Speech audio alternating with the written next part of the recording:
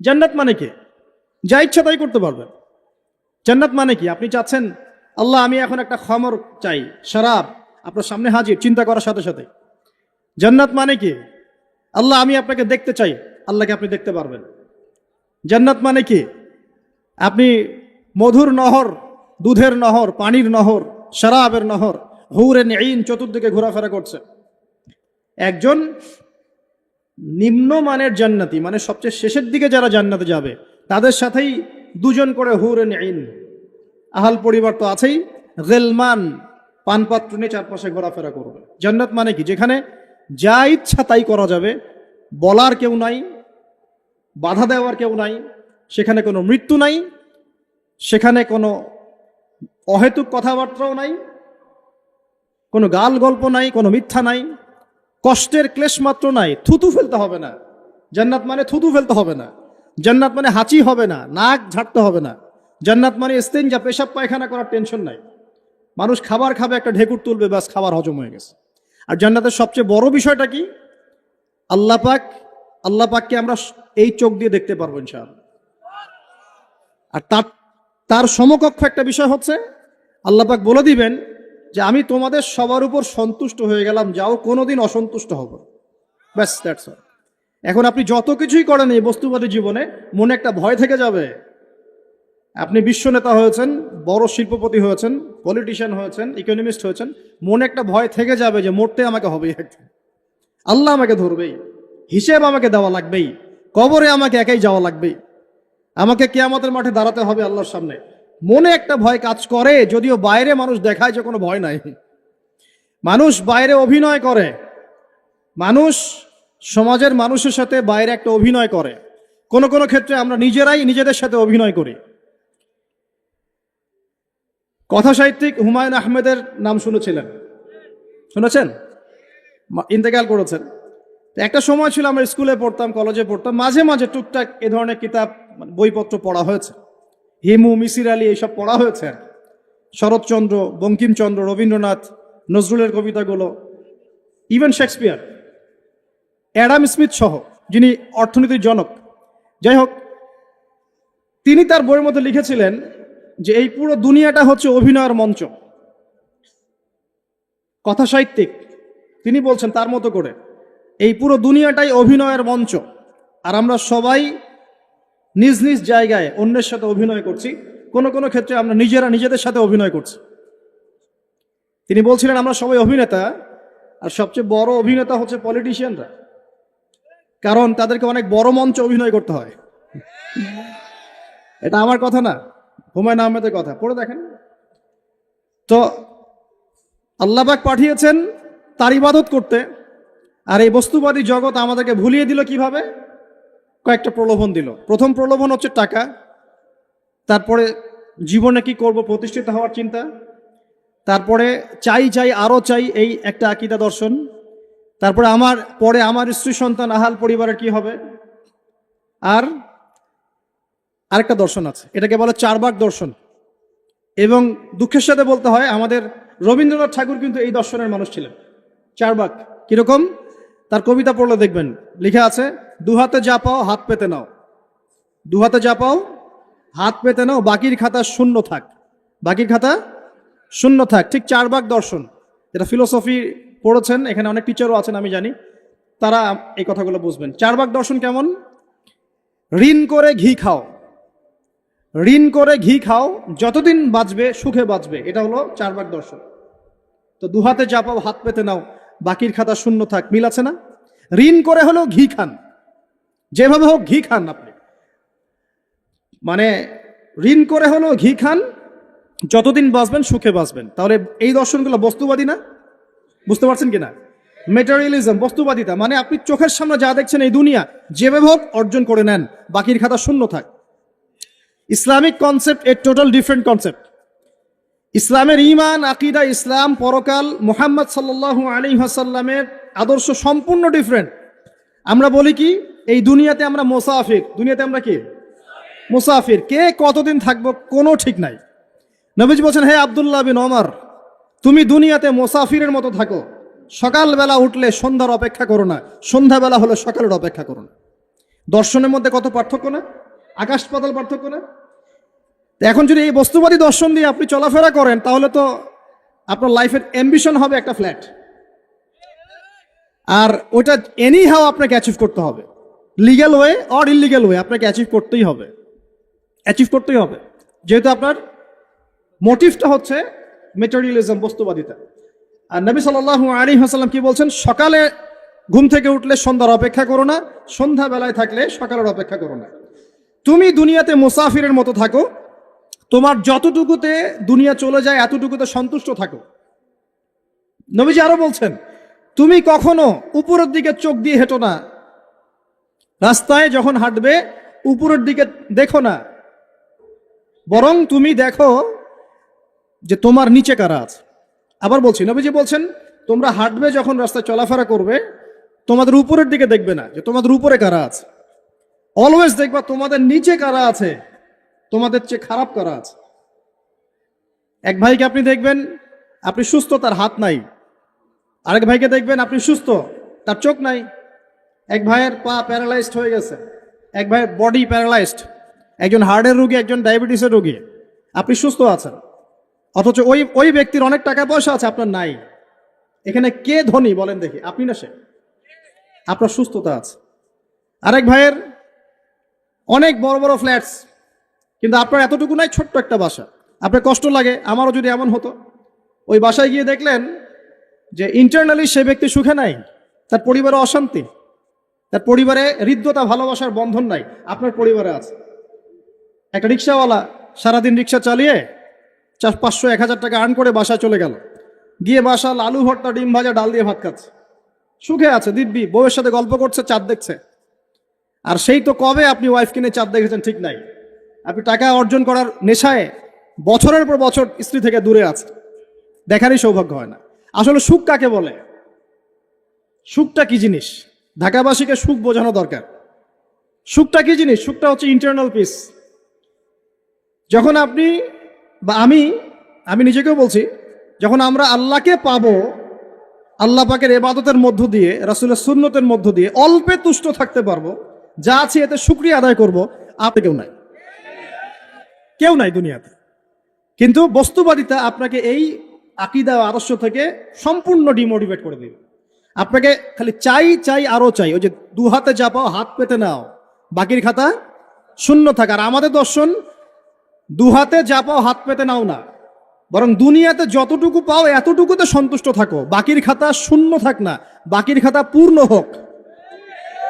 মানে পরকালটা বাকির খাতা না, পরকালের বাকির খাতাটা পূর্ণ হোক। প্রয়োজনে দুনিয়ার সব চলে যায় যাক, প্রয়োজনে দুনিয়ার সব যদি চলেও যায় যাক, তারপরে বাকির খাতা কি হোক? পূর্ণ হোক। এটাই আল্লাহ রাব্বুল আলামিন সূরা আ'লার মধ্যে বলছেন, বাল তুসিরুনাল হায়াতাদ দুনিয়া, তোমরা এই দুনিয়ার জীবনটাকেই প্রাধান্য দিয়ে থাকো, ওয়াল আখিরাতু খায়রুন ওয়া আবকা, কিন্তু আখিরাত হচ্ছে সবচেয়ে উত্তম এবং চিরস্থায়ী। তো প্রিয় ভাই এবং বোনেরা যারা আলোচনা শুনছেন, আজকে আমাদের প্রথম সবক হওয়া উচিত দুনিয়ার নেশায় আমরা না পড়ি। আল্লাহ পাক আমাদেরকে তৌফিক দান করুন। এর মানে এই না আমরা দুনিয়ার প্রোগ্রেসে যাব না, অবশ্যই যাব, আমরা অবশ্যই যাব। পুরো ন্যাশন, জাতিগতভাবেই আমাদেরকে এই ওয়ার্ল্ডের সমকক্ষ তো হতে হবে, হবে কি না? আমরা কি ওয়ার্ল্ডের সমকক্ষ হতে পেরেছি? আপনাদের কি মনে হয় যে মিলস, ইন্ডাস্ট্রিজ, ফ্যাক্টরিজ, সেতু, ফ্লাইওভার এইগুলো করলেই মনে হয় যে ওয়ার্ল্ডের সমকক্ষ হওয়া যায়? প্রত্যেক জনগণ ভিতর থেকে সুখী কিনা, তাদের অন্ন, বস্ত্র, চিকিৎসা, শিক্ষা, বাসস্থান, এই যে মৌলিক চাহিদা, বেকারত্ব ঘোচানো, 3 বেলা খেয়ে পরে বাঁচা, জীবনের অধিকার, সিকিউরিটি, এই জিনিসগুলো আমাদের নিশ্চিত হচ্ছে কিনা, এটা হচ্ছে আপনার উন্নতির মানদণ্ড। উন্নতির মানদণ্ড কি? আমরা এখন যেখানে আছি না, 1776 সালে অ্যাডাম স্মিথ তার চেয়ে আগের জায়গায় ছিলেন। 1776 সালে অ্যাডাম স্মিথ একটা বই লিখেছেন, তার নাম হচ্ছে যে দ্য ওয়েলথ অফ নেশন, এই কিভাবে একটা রাষ্ট্রের ওয়েলথ ফাংশন করে। ওই 1776 সালে তিনি যে চিন্তাগুলো করেছেন, এখন পর্যন্ত আমরা সেই চিন্তা বাস্তবায়ন করতে পারি নাই। 1776 সালের চিন্তা, কিন্তু ওই চিন্তা বাস্তবায়ন করেছে পশ্চিমারা। পশ্চিমা সভ্যতা যেটা আপনি দেখছেন দাঁড়িয়ে আছে, এই একটা বইয়ের উপর দাঁড়িয়ে আছে। যেমন একটা এক্সাম্পল দিই, আলোচনাটা কঠিন হয়ে যাবে, অন্যদিকে যাব আমি। আমরা মনে করি যে অর্থনীতি আমরা নিয়ন্ত্রণ করব, ঠিক আছে, অর্থনীতির পুরো বিষয়গুলো আমরা নিয়ন্ত্রণ করে আমরা সমৃদ্ধি নিয়ে আসবো। আসলে বিষয়টা কি জানেন? অর্থনীতির নিজের একটা ফ্লো আছে, ও নিজেই নিজেকে নিয়ন্ত্রণ করে, এবং তার উপর একটা ইনভিজিবল হ্যান্ড থাকে, অদৃশ্য হাত, যেটা আমরা বলি আল্লাহ রব্বুল আলামিন। আল্লাহ রব্বুল আলামিন এই পুরো অর্থনীতিকে নিয়ন্ত্রণ করেন। আমরা যখন সেটাকে ইন্টারফেয়ার করতে যাব, তখন ইকোনমি কলাপস করে যাব। এই যে করছে কলাপস। আরো ব্যাপার আছে, শুধু ব্যবসা, অর্থনীতি, এক্সপোর্ট ইম্পোর্ট, এগুলোকে তিনি জাতির মানদণ্ড বলতেন না। তিনি বলতেন যতক্ষণ পর্যন্ত জাতির প্রত্যেক ব্যক্তির মধ্যে এথিক্স না আসবে, নীতি যতক্ষণ পর্যন্ত না আসবে, আপনি করাপশন থামাতে পারবেন না। তাই হয়েছে না? শুধু ব্যবসা না, আদর্শ কতটুকু আছে? এই যে আপনি দেখছেন বিভিন্ন জায়গায় ভেজাল খাবার খাওয়াচ্ছে, ওদের কি টাকার অভাব আছে? ওদের টাকার কিন্তু অভাব নাই। নেম ফ্রেমের কোনো ঘাটতি আছে? এস্টাবলিশড বিজনেস, তাহলে কেন আপনাকে ভেজাল খাওয়াবে? কারণ তার মধ্যে এথিক্স নাই, নীতি নাই। এই জন্য জাতির প্রত্যেক সদস্যকে, মানে প্রত্যেক জনগণের প্রত্যেককেই আগে নীতিগত শিক্ষা দেওয়া উচিত। আর এই কাজটাই করে ইসলাম, বলে সুবহানাল্লাহ। এই এথিক্স এবং নীতি শেখায় কে? ইসলাম। ইসলামের চেয়ে সার্বজনীনভাবে এবং যুগোপযোগীভাবে কেউই এথিক্স শেখাতে পারবে না। কাগজে কলমে অনেকে অনেক কথা বলতে পারে, প্র্যাকটিক্যালি শেখাবে কে? ইসলাম। এখন বলতে পারেন তাহলে মুসলিমদের মধ্যে দুর্নীতি কেন, মুসলিমদের মধ্যে কেন এই সমস্যাগুলো হয়? উত্তর একটাই, ওই যে স্যার বলে গেলেন, আমি বিভিন্ন ওয়াজে যে এক এক জায়গায় এক এক কথা বলে। উত্তরটা কি? উত্তরটা হচ্ছে যে কোরআন এবং সুন্নাহর সঠিক যে শিক্ষাটা আছে, এই শিক্ষাটা আমরা অনেকেই বাস্তবায়ন করতে পারছি না। এটা আমাদের ব্যর্থতা। এটা কাদের ব্যর্থতা? এটা আমাদের ব্যর্থ। এখানে আমাদের ব্যক্তির স্বার্থ থাকতে পারে, এখানে আমার জ্ঞানের স্বল্পতা থাকতে পারে, আমার ভিতরে অহংকার থাকতে পারে, বা আমি অল্প শিক্ষিত হতে পারি, এবং এমন হতে পারে আমার জ্ঞানটা যুগোপযোগী না। ইসলামিক জ্ঞান আমার মধ্যে আছে, কিন্তু কিভাবে এই জ্ঞান দিয়ে ওয়ার্ল্ডকে ডিল করবো, এই জ্ঞানটা আমার মধ্যে নাই। এই কারণে আমরা হয়তোবা ইসলাম, কোরআন সুন্নাহ হাতে থাকার পরেও এই সমস্যাগুলো ফেস করছি। প্রথম সমস্যা হচ্ছে বস্তুবাদিতা।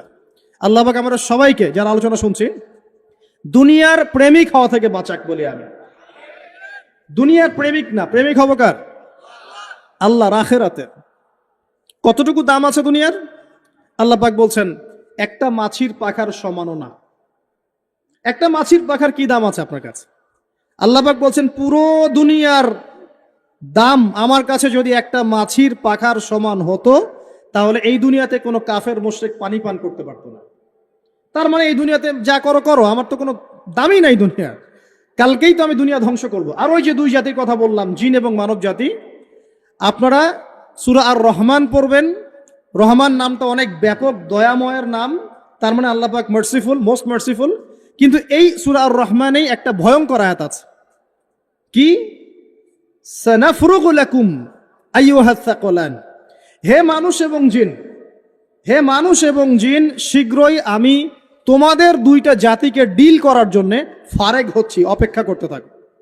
মানে আল্লাহ পাক কুল্লা ইয়াউমিন হুয়া ফি শাআন, মানে আল্লাহ পাক কি করেন? সব সময় তার কাজে ব্যস্ত আছে। মহাবিশ্বের তো গ্রহ নক্ষত্র গ্যালাক্সির অভাব নাই, মাখলুকের কোনো অভাব নাই। আল্লাহ পাক প্রত্যেকটা মুহূর্তেই তার কাজে ব্যস্ত আছেন, তার কাজে শানে ব্যস্ত আছেন। কিন্তু এই ব্যস্ততা থেকে ফারেগ হবেন কাদের জন্য?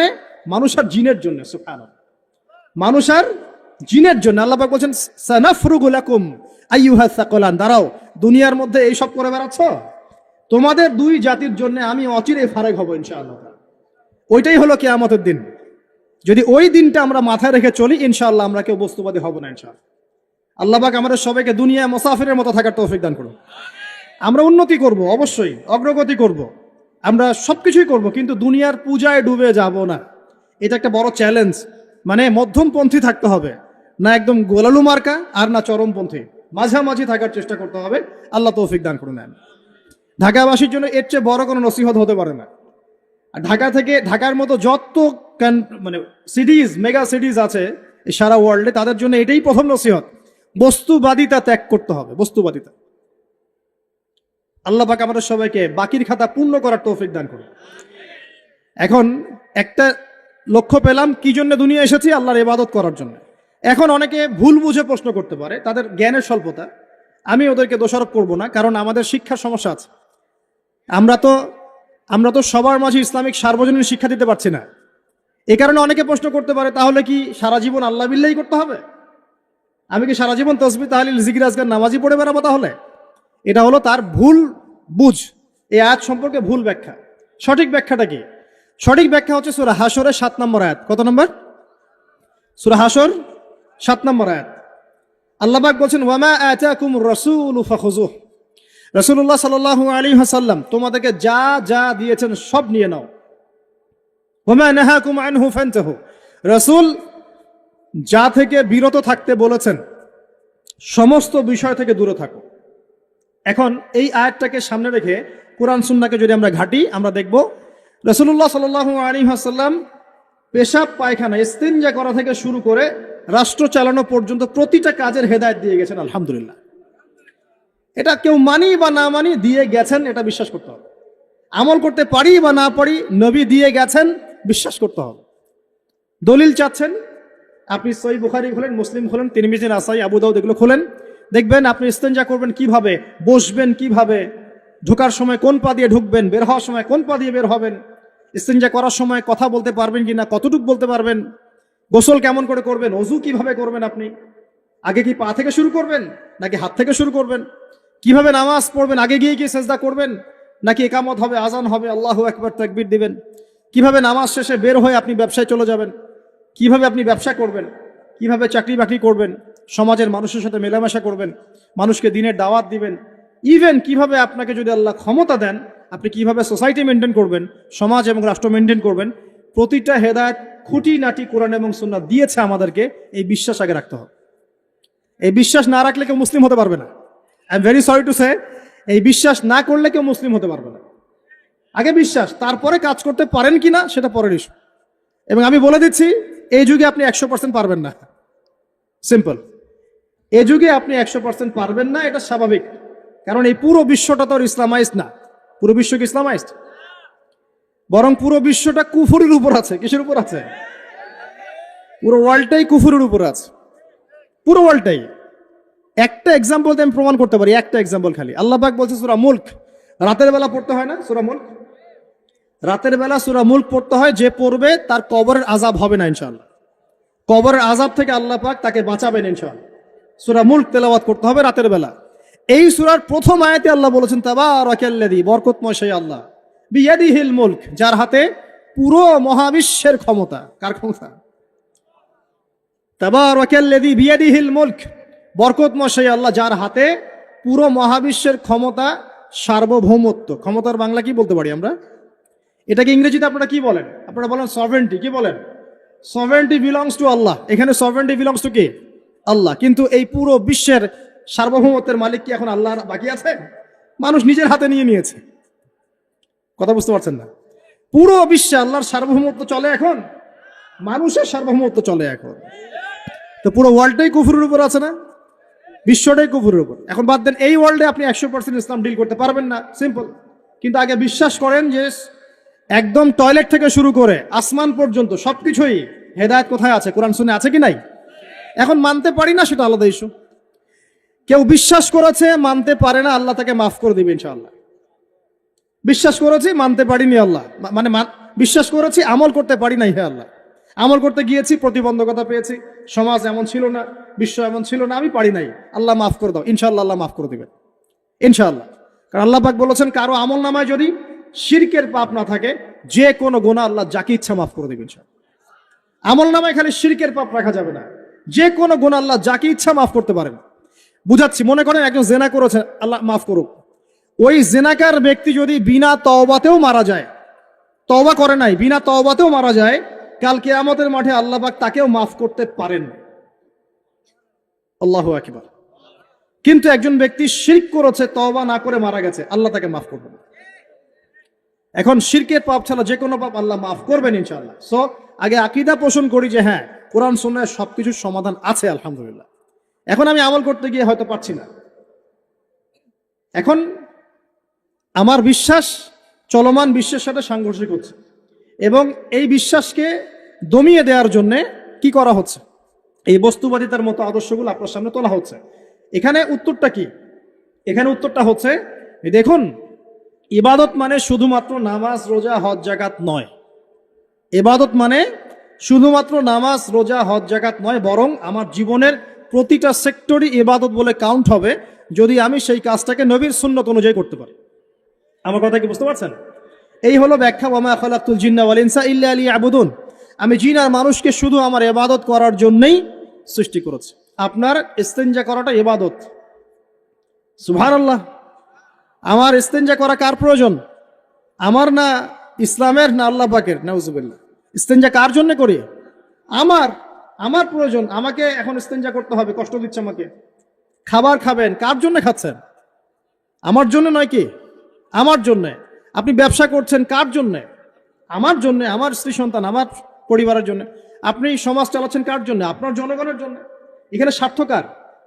মানুষের না আল্লাহর? আমার স্বার্থ, আমার স্বার্থে আমি এই সব কাজগুলো করব, নবীর সুন্নাহ অনুযায়ী করব, তাহলে দুনিয়াবী কাজগুলোতেও আল্লাহ পাক নেকি দিয়ে দিবেন ইনশাআল্লাহ। কেমন দুনিয়াবী কাজ? স্ত্রী সহবাস করা, স্ত্রীর সাথে ভালোবাসা, প্রণয় বিনিময় করা। আপনি স্ত্রীর দিকে তাকিয়েছেন, নেকি হয়েছে। স্ত্রীর হাতটা ধরেছেন, নেকি হয়েছে। স্ত্রীকে আদর করেছেন, নেকি হয়েছে। তার মুখের মধ্যে ভাত তুলে দিয়েছেন, নেকি হয়েছে। আপনার ছেলেকে আদর করে কোলে নিয়েছেন, নেকি হয়েছে। মা ছেলেকে দুধ পান করাচ্ছে, নেকি হচ্ছে। আপনি ভাইকে 5টা টাকা দিয়ে সহযোগিতা করলেন, নেকি হচ্ছে। একজন এসে বসতে পারছে না, জায়গা ছেড়ে দিলেন, নেকি হচ্ছে। ইভেন রাস্তায় হাঁটছেন, এক মুসলিম ভাইয়ের সাথে সাক্ষাৎ হলো, সালাম দিলেন, মুচকি হাসি দিলেন, নেকি হয়ে গেল। তাহলে আমরা কিভাবে বলতে পারি যে ইসলাম কি শুধু নামাজ, রোজা, হজ, যাকাতকেই স্বীকৃতি দেয়? এগুলো করতেই দুনিয়াতে আসছি, নাকি সব কাজই ইবাদত? আমার আলোচনা কি কঠিন হয়ে যাচ্ছে? আমাদের জীবনের প্রতিটা কাজই ইবাদত, যদি সেটা রাসূল সাল্লাল্লাহু আলাইহি ওয়াসাল্লামের সুন্নাহ মতো করা হয়। 3টা জিনিস খেয়াল রাখতে হবে। কয়টা জিনিস ভাই? এক, সেই ইবাদত হতে হবে আল্লাহর সন্তুষ্টির জন্য। এই যে আমি স্ত্রীর মুখে ভাত তুলে দিচ্ছি, তার কাছ থেকে কিছু পাওয়ার আশায় নয়, আমি দিচ্ছি আল্লাহর সন্তুষ্টির জন্য। আমি যে একজন মুসলিম ভাইকে হাসি মুখে সাক্ষাৎ করলাম, ও আমাকে ভালো বলবে, পরে আমাকে হেল্প করবে, এমন এই জন্য নয়, আল্লাহ পাক সন্তুষ্ট হবেন তাই। আমি নামাজে দাঁড়িয়েছি, লোকে আমাকে ভালো বলবে এই জন্য দাঁড়াই নাই। দাঁড়িয়েছি কেন? যাতে আল্লাহ আমাকে কাল কিয়ামতের মাঠে বাঁচান। আমি দাড়ি ছেড়ে দিয়েছি কেন? মানুষ আমাকে হুজুর বলবে তাই, এই জন্য নয়, বরং আল্লাহর রাসূলের সুন্নাত জীবিত করেছি, ইনশাআল্লাহ আমি 50 জন শহীদ সাহাবীর নেকি পাবো ইনশাআল্লাহ। কেন আমি টাকনুর নিচে কাপড় পরছি না? কারণ কি মানুষ আমাকে বলবে নতুন ফ্যাশন? না, আমি এই কারণে পড়ছি যাতে রাসূল সাল্লাল্লাহু আলাইহি ওয়াসাল্লাম কাল কিয়ামতের মাঠে এই সুন্নাহর উপর আমল করার জন্য আমার পক্ষে সুপারিশ করেন। আমার ইবাদত, আমার পর্দা, আমার পরিবার, আমার ব্যবসা, আমার অর্থনীতি, আমার পলিটিক্স, সবকিছু আল্লাহর জন্য করব। এই একটা হলো মূলনীতি ইবাদত কবুল হওয়ার। 1, 2, সেই আমলটা হতে হবে রাসূলের সুন্নাহ মোতাবেক, অন্য কোনো পদ্ধতিতে নয়। মনে করেন আমি একজন খুব বড় বুজুর্গ হয়ে গেছি, নাউজুবিল্লাহ। না, আমরা এত বড় বুজুর্গ হয়ে যাই না, যে টাইটেলগুলো আপনারা দেন এগুলোর কোনো প্রয়োজনও নাই। এখন একজন বড় বুজুর্গ এসে যদি আপনাকে কোনো ইবাদতের পদ্ধতি শিখিয়ে দেয় যে এই পদ্ধতিতে ইবাদত করো, অনেক ভালো হবে, কিন্তু ওই পদ্ধতির সাথে রাসূলের এবং সাহাবীদের পদ্ধতির কোনো মিল নাই। মুখরোচক মনে হলো, দেখতে সুন্দর মনে হলো, এবং অনেক মানুষ তা করছে, এরকম দলিল থাকলেও সেই কাজটা করা যাবে না। কারণ কি? কারণ সেই কাজটা রাসূল সাল্লাল্লাহু আলাইহি ওয়াসাল্লামের সুন্নাহ মাফিক হয়নি। আল্লাহ রাসূল করেন নাই, সাহাবীরা করেন নাই, বাস আমি করব না, সিম্পল। ইমামরাও করেন নাই, পরবর্তী জেনারেশনের কেউই করেন নাই। এখন যত ভালো টাটকা মজা লাগুক, দেখতে সুন্দর লাগুক, বহু মানুষ করছে, এইসব দলিলে ইসলাম টিকবে না। আল্লাহ পাক বোঝার তৌফিক দান করুন। 1 নম্বর শর্ত, আল্লাহর সন্তুষ্টির জন্য হতে হবে। 2 নম্বর, রাসূলের পদ্ধতিতে হতে হবে। 3 নম্বর, খুব ডিফিকাল্ট, 3 নম্বরটা বেশি ডিফিকাল্ট। প্রথম 2টা পার হয়ে গেলেও 3 নম্বরে গিয়ে আমরা আটকে যাচ্ছি আর কি। বলবো? রাগটা করবেন না তো? 3 নম্বর হচ্ছে রিজিক হালাল হতে হবে। রিজিক হালাল হতে হবে। পশ্চিমার আদলে গড়া এই পুরো বিশ্বের বেশিরভাগ মানুষের রিজিক এখন হারাম। কেন হারাম? কারণ কোনো না কোনো ভাবে আমরা সুদের সাথে সম্পৃক্ত হয়ে যাচ্ছি, কোনো না কোনো ভাবে। আর নবীজি অনেক আগেই বলেছিলেন, 1400 বছর আগে, যে একটা জামানা তোমাদের সামনে আসবে, যে মানুষ সুদ খেতে চাইবে না তার গায়েও সুদের ছিটাফোঁটা গিয়ে লাগছে কিনা? এখন আপনি খেতে চাইবেন না, আপনাকে মেসেজ পাঠিয়ে দেওয়া হবে আপনার অ্যাকাউন্টে এত টাকায় যোগ হয়েছে। কি করবেন এখন? টাকাটা আপনি সুদের টাকা। সুদের টাকা মানে কি? এক দিরহাম যে ব্যক্তি সুদ খেয়েছে সে যেন 36টা মেয়ের সাথে জেনার পাপ করেছে। সহিহ বুখারী হাদিস, একদম অকাট্য, সহি সনদ সহি, এমন না জয়ীফ জাল, এমন নয়। এক দিরহাম যে ব্যক্তি সুদ খেয়েছে সে যেন 36 বার জেনা করলো, নবী সাল্লাল্লাহু আলাইহি ওয়াসাল্লাম বলেছেন। আর এই হাদিস তো আপনারা জানেন যে সুদের পাপের 73টা শাখা আছে। নিচের শাখা হচ্ছে মায়ের সাথে জেনা করা, মাকে বিয়ে করা, আর উপরের শাখা হচ্ছে আল্লাহ এবং তার রাসূলের সাথে যুদ্ধ করা। এগুলো অবলীলায় করছি আমরা। আর নবীজি বলছেন 4 শ্রেণীকে আমি অভিশাপ দিয়ে গেলাম। আল্লাহর নবী অভিশাপ দিয়ে গেলেন মানে সে জাহান্নামে যাবে, কোনো অবস্থাতেই জান্নাতে যাবে না। ইল্লা মাশা আল্লাহ, 1 যে সুদ খায়, 2 যে সুদ দেয়, 3 সাক্ষী থাকে, 4 লিখে রাখে। এখন বলেন এই সিস্টেমের বাইরে কতজন মানুষ আছে? এর বাইরে আবার আছে যাকাত না দেয়া, সম্পদ হারাম হয়ে যাচ্ছে। এর উপর আবার আছে ঘুষ যা না দিলে অনেক সময় চাকরি বাকরি হয় না। আর আস্তে আস্তে এগুলো আমরা ট্রেডিশন বানিয়ে নিয়েছি। এক সময় আমরা, শোনেন, এটাকে বলা হয় নিউট্রালাইজেশন, মানে স্বাভাবিকীকরণ। খুব কঠিন টার্ম বলে ফেলছি মনে কিছু কিছু। যেমন আগে হলে আমরা খুবই সোচ্চার ছিলাম এবং সারা এলাকা ফেটে যেত, এত বড় কথা। কেউ মাপে কম দিলে, ধরা পড়লে চক্ষু লজ্জায় সে সমাজে চলতে পারতো না। কেউ চুরি করলে চক্ষু লজ্জায় বের হতে পারতো না। আস্তে আস্তে আস্তে আস্তে আস্তে আস্তে এই যে মাপে কম দেয়া বলেন, সুদ বলেন, জেনা বলেন, আস্তে আস্তে পাপগুলোকে আমরা নিউট্রালাইজেশন করে ফেলেছি, নিউট্রালাইজ হয়ে গেছে। হ্যাঁ, দর্শন ডেইলি 4-5টা হয়, সুদ সবাই খায়, আমিও খাই, জেনা তো সবাই করে, বয়ফ্রেন্ড গার্লফ্রেন্ড ফ্রি মিক্সিং আছে, আমি করলে সমস্যা কি? ওর তো 4টা, আমার তো মাত্র 1টা। ওর চেয়ে আমি ভালো। ওর 5টা বয়ফ্রেন্ড, আমার তো 1টা। ওর 4টা গার্লফ্রেন্ড, আমার তো 1টা। আমি তো ভালো। আমার ছেলে খুব ভালো, শুধু মাঝে মাঝে একটু ড্রিঙ্কস করে, ব্যাপারটা এরকম আর কি। তো এই যে পাপকে নিউট্রালাইজেশন করা হচ্ছে আস্তে আস্তে, স্বাভাবিকীকরণ। এই ফ্লোতে আমরা মোটামুটি সবাই পড়ে গিয়ে এখন রিজিক হারাম হয়ে যাচ্ছে। ঘুষ দিতে হয় না, চাকরি হবে না। আবার দেখেন, জাকাত না দেওয়ার মধ্য দিয়ে রিজিক হারাম করে ফেলছি, সুদ খাওয়ার মধ্য দিয়ে করছি, ঘুষ নেওয়ার মধ্য দিয়ে করছি, কোনো কোনো ক্ষেত্রে করাপশন, অন্যের সম্পদ আত্মসাতের মধ্য দিয়ে করছি। এর বাইরে যারা ব্যবসা করছি, আমরা যে দুধে দেওয়া তুলসী পাতা এমনও নয়, কোনো কোনো সময় মাপে কম দিচ্ছি। এই যে টাটকা জিনিস বলে ভেজাল খাওয়াচ্ছে, 3 দিনের বাসি তেল দিয়ে ইফতার রান্না করে খাওয়াই দিবে, বলবে একদম টাটকা জিনিস। রমজান মাস আসছে সামনে না, কত যে মানুষ বের হবে যারা তারাবির নামাজ পড়বে একদম 20 রাকাত, ওখানে রাকাত নিয়ে ঝগড়া হবে। ঠিক ওরাই যখন দেখবেন বিকালে দুপুরে ইফতার বিক্রি করবে, বিভিন্ন পণ্য বিক্রি করবে, দেখবেন যে দুনিয়ার বাসি পচা আপনাকে খাওয়াই দিবে। এই শ্রেণীর মানুষের ধারণা যে লা ইলাহা ইল্লাল্লাহ শুধু মসজিদে আছে, বাজারে নাই। এটা ধারণা, লা ইলাহা ইল্লাল্লাহ মুহাম্মাদুর রাসূলুল্লাহ, এটা মসজিদে আছে, বাজারে, সমাজে, অন্য জায়গায় নাই। এটা তাদের ধারণা। তাদের এই ধারণা অচিরেই ভাঙবে যখন মৃত্যুর দূত চলে আসবে ইনশাআল্লাহ। তখন বুঝবে লা ইলাহা ইল্লাল্লাহ একটা সার্বজনীন কালিমা, যেটা জীবনের সব ক্ষেত্রেই চলতে হবে। আল্লাহ পাক আমাদেরকে বোঝার তৌফিক দান করুন। তো ব্যবসা করছি আলহামদুলিল্লাহ, অ্যাটলিস্ট সুদ খাচ্ছি না। তবে এতটুকু মনে রাখবেন, ব্যবসায়ীদের অসততার কারণে, আমানতের খেয়ানতের কারণে একটা আযাব আসে। হাদিসের মধ্যে আসছে একটা আযাব আসে। নবীজি বলেছেন, যখন একটা জাতির ব্যবসায়ীরা মাপে কম দেওয়া শুরু করে, মিথ্যা কসম করে পণ্য বিক্রি করা শুরু করে এবং আমানতের খেয়ানত করে, তখন ওই জাতির উপর দুর্ভিক্ষ চাপিয়ে দেওয়া হয়। কি চাপিয়ে দেওয়া হয়? দুর্ভিক্ষ চাপিয়ে দেওয়া হয়। মনে করছেন যে হয়তো দুর্ভিক্ষ নাই, পুরো ওয়ার্ল্ড ওয়াইড একটা নীরব দুর্ভিক্ষ চলছে এখন আস্তে আস্তে। সকালে একটু আগে বলেছিলাম না, গরিব মানুষ আলু ভর্তা, ডাল আর ডিম ভাজা দিয়ে ভাত খেত আগে। এখন তারা বলে আমরা ডিমই দেখতে পারি না চোখে। ডিমও খাওয়ার এখন সামর্থ্য হচ্ছে না অনেকেরই। আপনি শোনেন, আমি একটা জব করতাম, মনে করেন স্যালারি পেতাম 5,000 টাকা, এখন পাচ্ছি 10,000 টাকা। কিন্তু 10,000 টাকা স্যালারি পাওয়ার পরেও আগে 5,000 টাকা দিয়ে আমি সংসার চালাতে পারতাম, এখন 10,000 টাকা দিয়ে পারছি না কেন? কারণ কি? কারণ হচ্ছে মুদ্রাস্ফীতি, দ্রব্যমূল্যের ঊর্ধ্বগতি, এর পাশাপাশি আছে আমানতের খেয়ানত করা, করাপশন এবং কিছু অসৎ ব্যবসায়ীর এই দুরভিসন্ধি। এসবের কারণে সাফার করছি কারা? আপনি তো সাফার করবেন না, কারণ আপনার তো ফ্ল্যাট আছে বড়। আপনি তো সাফার করবেন না, বিকজ আপনার আমার তো 3 বেলা খাওয়ার টাকা পয়সা আছে। এই যে আমি এসেছি, আমাকে ভালো অঙ্কের হাদিয়া দিচ্ছে, আমি তো সাফার করব না। সাফার কে করবে?